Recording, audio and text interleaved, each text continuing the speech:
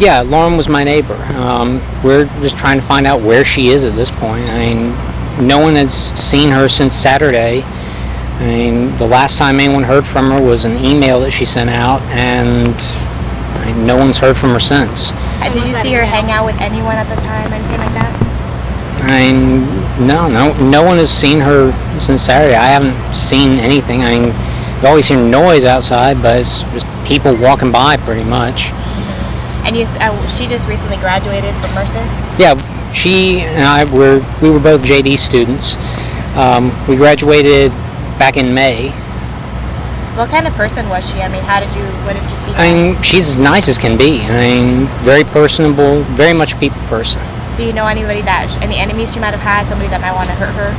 No, we don't know where she is. I mean, the only thing we can think is that maybe she went out running and someone snatched her. Because I mean, we went over. One of her friends had a key. We went inside and tried to see if there was anything amiss, but I mean, she had a door jamb that was sitting right by it, so there was no sign that anyone broke in. I mean, the door was locked when everyone got here. I mean, we just don't know where she is. What about in the parking lot area? I know they've been doing a lot of. I think that's where they have recovered the body or whatever they recovered from there. Body? Had you seen anything there? Had you seen anything there? I mean, we don't know if this is the same person. You know what I mean? Like, they took out a body there earlier. We don't know if it's the same person or not. So that's why we're trying to ask people if they know who lived there. Are you okay, sir? I think I need to sit down. Okay. Okay, that's the first clip of video Michelle Quesada did with Stephen McDaniel last Thursday, a week ago. To you, did he seem genuinely upset with the fact that the body had been discovered? Yeah, definitely. I mean, his expression, as you see in the beginning of the interview, he's very forthcoming with information. You know, he's calm. At this point, he only thinks that she's missing, so I guess he's, just offering information, anything that he can do to help.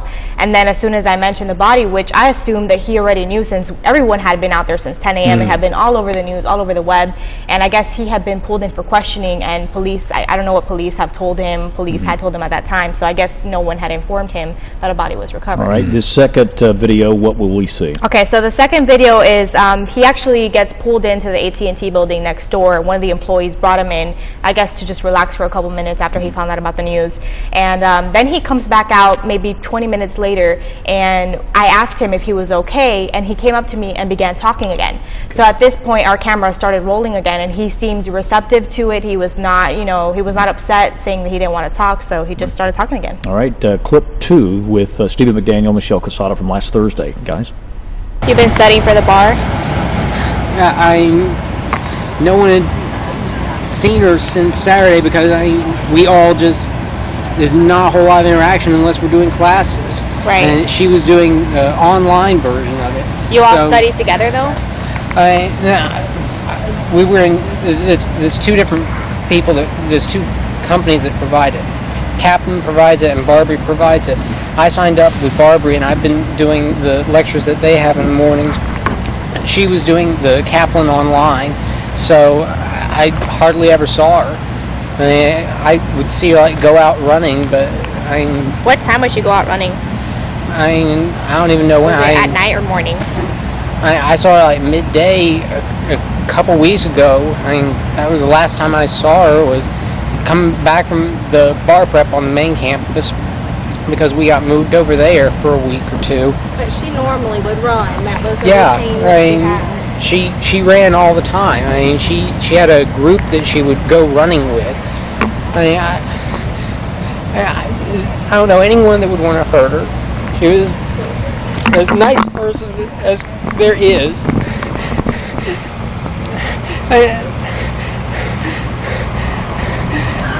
Was she moving soon? Did you know anything about her? Yeah.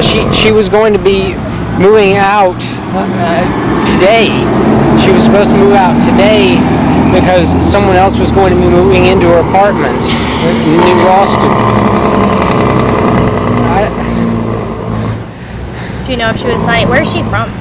Is she from Maryland? Yeah, she's from up in Maryland. Can I just put this on you so we can hear you? Is that all right? Okay. I'm so sorry. Here, and you can just hold on to that. Thank you. Yeah, she's from Maryland. Yeah, I mean, she was from up in Maryland. I mean, all her family was there, as far as I know. I mean, What's going on in your mind right now? Like, what are you thinking? Why would anyone do this? She didn't hear anything? No. Didn't see anybody? I just heard something. Maybe I could have helped. Okay, don't worry. Do you want to sit down for a second? Get something to drink? Do you know if a bunch of her friends are getting together or anything? That's how I found out that she was missing. A bunch of her friends came over yesterday night around midnight, and they hadn't seen her since Saturday, so they were trying to find out where she was. So they were knocking on neighbors' doors and stuff? They went in. They had a key to her apartment, and they checked around. Didn't see anything out of place. I mean, it was locked when everyone got there. That was midnight? Yeah, around midnight, and then we went over to law school to see if maybe she was over in the library studying or something. And we looked up in the study rooms on the 3rd floor, and there was no one there. And we came back, we looked around, and just tried to find anything to figure out where she was. She doesn't have any family in Georgia? I don't know. As far as I know, all of her family is from in Maryland. Have you met her family before? There was one time that I met them. They came down first year. She had a little dog, a little brown dog, that she would exercise out in front of the law school, and it got hit as she was coming across the road. I heard the car hit it and ran out, and she was there crying, and thankfully there was someone who came along who knew a vet or something, and they helped that, and her family came down I think a couple weeks after that or something. I met them just briefly. Right. But Is there a boyfriend or we've been trying to figure out. She has a boyfriend up in Atlanta, but someone called him, and he hadn't heard from her. No one could figure out where she was. Who was the last person to be with her? You said that somebody had seen her on Saturday? Yeah, she went over to a couple friends' house, Gary Mueller and Joe Cairns. They live over on Walnut, and they said that she was over there in the morning, and then that was the last time that anyone we've been able to find out from had seen her. She hadn't mentioned what she was going to do that day or anything? Joe, he got onto her computer last night to see if she had said anything. She'd sent an email out to some people that afternoon talking about like going out to eat or something. And the last thing that there was an email that she sent out after 10 that night where she sent to, I think it was someone in Atlanta, a friend of hers in Atlanta, and she said that she was afraid in her apartment that she thought that someone had tried to break in on Thursday night, and she was afraid to stay in there. But where did you hear that from? From Joe? He pulled it up, and we read it off the screen. She had said that to a friend in Atlanta?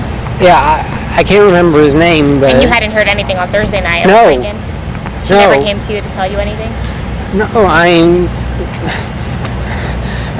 if she had, I could have done something. I could have lent her a handgun. I've got a little handgun that I have for defense. And Or she could have slept over or something? yeah, something. If she was afraid in her apartment, then, get her out of there. Because they tried to break in on Thursday. That's what she said in the email. She thought that someone had tried to break into her apartment. She said, Macon hoodlums tried to break into my apartment on Thursday night. Is that her car parked there? The Chevy? No, Small car? no. I think that's the detective's car, Detective So her car's Patterson. not even there? No, it was here earlier, and they towed it. It'd been there for days, and then they towed it to, I guess, look through, see if there was... With the police. Yeah. How did you find out that something was wrong with the police here? Was it like when you walked up a little while ago, or? No, the police were called last night, and they came and they looked around. They didn't see anything. I mean, they went in. We looked around the place. No sign of a struggle. No sign that anyone had broken in. Just nothing. Just she was gone. I mean, all of her stuff was there. Her ID was there. Her wallet was there. But We've got a third piece of video here. Let's do that, and after that we'll take the break and we'll come back and we want to talk to you about some of this, and you can fill in some of the gaps now. All right, so guys, part 3 of the interview Michelle did with Stephen McDaniel from a week ago.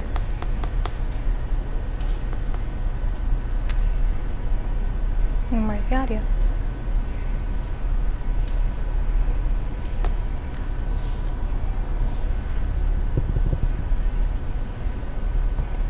We can't hear it. And then this morning they knocked on my door. They were looking around trying to find anything. And a few of the other friends, Burpee and Garen and Ashley, they were here. They were here last night, and they'd come back this morning. I just went out and talked with them, and then they moved us all over to the side, and they bussed us all down to the department and kept us there until I got back just a little while ago. And, yeah, they took statements trying to find out if anyone had seen anything, if anyone had heard anything, when the last time anyone saw it was. No, they haven't confirmed, at least not with us, that it was Lawrence that they found. Are you holding out any hope right now? I hope, but if they found it on the property somewhere. Not with hope. You hadn't heard anything about a body until you were talking to us earlier? No. As far as any of us knew, they were still trying to just find her.